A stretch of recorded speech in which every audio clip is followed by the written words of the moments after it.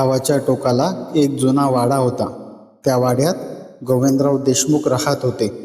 एकेकाळी त्यांचं नाव गावभर आदराने घेतलं जायचं. मोठी शेती, पैसा, प्रतिष्ठा, लोकांवर प्रभाव, कशाचीच कमतरता नव्हती. पण काळाच्या ओघात त्यांच्या स्वभावात अहंकार वाढत गेला.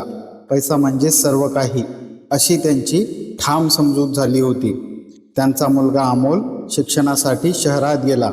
मुलगी स्नेहा लग्न करून सासरी गेली. पत्नी सुमित्रा शांत, संयमी आणि प्रेमळ होती. ती नेहमी म्हणायची, माणसाने पैसा कमवावा पण माणुसकी गमावू नये. गोविंदराव हसायचे, माणुसकीने पोट भरत नाही. पैसा असेल तर सगळे नातेवाईक पाय धरतात. सुमित्रा काही बोलत नसे. तिला माहिती होतं की आयुष्यच त्यांना उत्तर देईल. वर्षामागून वर्ष गेली. गोविंदरावांनी संपत्ती वाढवली पण माणसं गमावली. गरीब शेतकरी मदतीला आले की त्यांना हाकलून लावत. नातेवाईक गरज सांगायला आले की अपमान करून परत पाठवत. कामगार रात्रंदिवस राबायचे पण त्यांना योग्य मोबदला कधीच मिळत नसे. एका दिवशी गावातील वृद्ध शिक्षक भेटायला आले. गोविंदराव, आयुष्यभर माणसं जोडा, पैसा शेवटी इथेच राहतो. गोविंदरावांनी उपहासाने उत्तर दिलं, गुरुजी, तुमच्याकडे माणसं आहेत पण पैसा नाही. माझ्याकडे पैसा आहे. मग जिंकलं कोण? गुरुजी फक्त हसले. उत्तर आज नाही मिळणार पण एक दिवस नक्की मिळेल. काळ पुढे सरकत राहिला. अचानक सुमित्रा गंभीर आजारी पडली. डॉक्टरांनी शहरात उपचार करण्याचा सल्ला दिला. गोविंदरावांनी लाखो रुपये खर्च केले पण तिची प्रकृती दिवसेंदिवस खालावत गेली. मृत्यूपूर्वी तिने गोविंदरावांचा हात हातात घेतला. माझं काही नाही पण एक विनंती आहे, मुलांशी प्रेमाने राहा, लोकांशी चांगलं वागा, शेवटी सोबत पैसा येत नाही. गोविंदराव काहीच बोलले नाहीत. काही क्षणांनी सुमित्राने कायमचे डोळे मिटले. त्या दिवशी पहिल्यांदाच एवढ्या मोठ्या वाड्यात त्यांना प्रचंड एकटेपणा जाणवला. पत्नी गेल्यानंतर मुलगा अमोल परदेशात नोकरीला गेला. मुलगी तिच्या संसारात रमली. फोन कमी झाले, भेटी तर वर्षातून एकदाच. गोविंदराव अजूनही हट्टीच होते. सगळ्यांना माझ्या पैशाचीच गरज आहे. पण वास्तव वेगळंच होतं. त्यांनी स्वतःभोवती अशी भिंत उभी केली होती की प्रेम आत येऊच शकत नव्हतं. एके रात्री त्यांना तीव्र छातीत दुखू लागलं.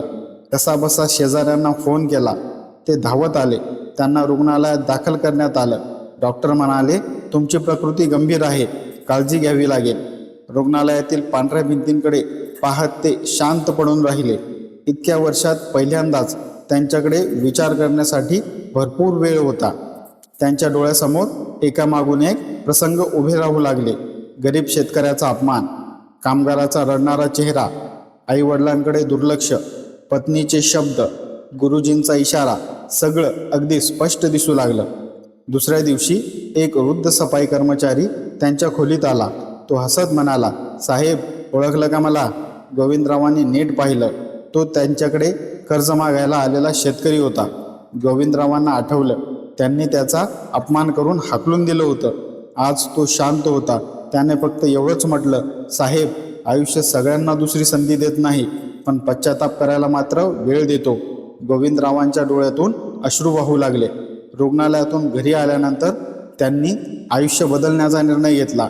सर्वप्रथम त्यांनी कामगारांना बोलावलं. माझ्याकडून अनेक चुका झाल्या, मला माफ करा. सुरुवातीला कुणालाच विश्वास बसला नाही पण त्यांनी प्रत्येकाचा थकीत पैसा दिला. गरीब विद्यार्थ्यांसाठी शिष्यवृत्ती सुरू केली. गावात मोफत वाचनालय उभारलं. जुन्या विहिरीची दुरुस्ती करून पाण्याची सोय केली. शेतकऱ्यांचे काही कर्ज स्वतः भरले. गुरुजींना भेटून त्यांच्या पायावर डोकं ठेवलं.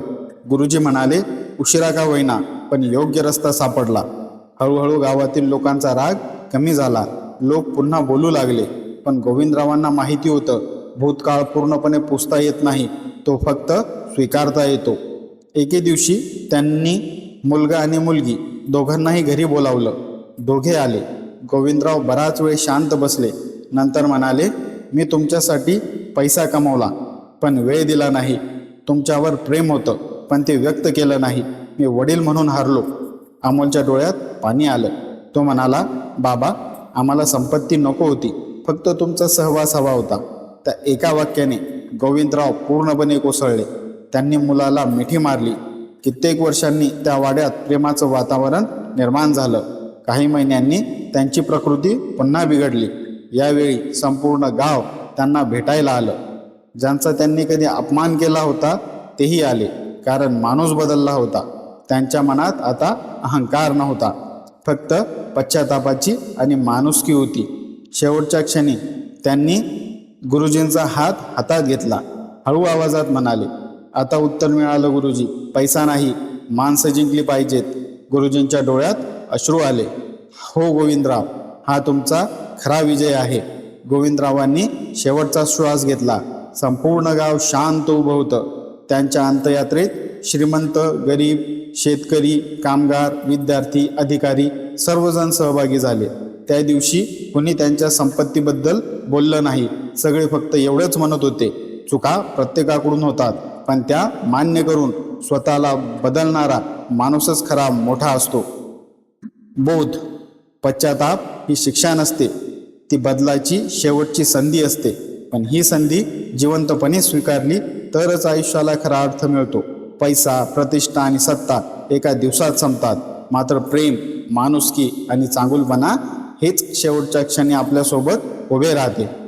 मित्र आणि मैत्रिणींनो, ही कथा तुम्हाला आवडली असेल तर लाईक करा, शेअर करा, कॉमेंट करून तुमचे मत नक्की सांगा आणि आमच्या चॅनलला सबस्क्राईब करा.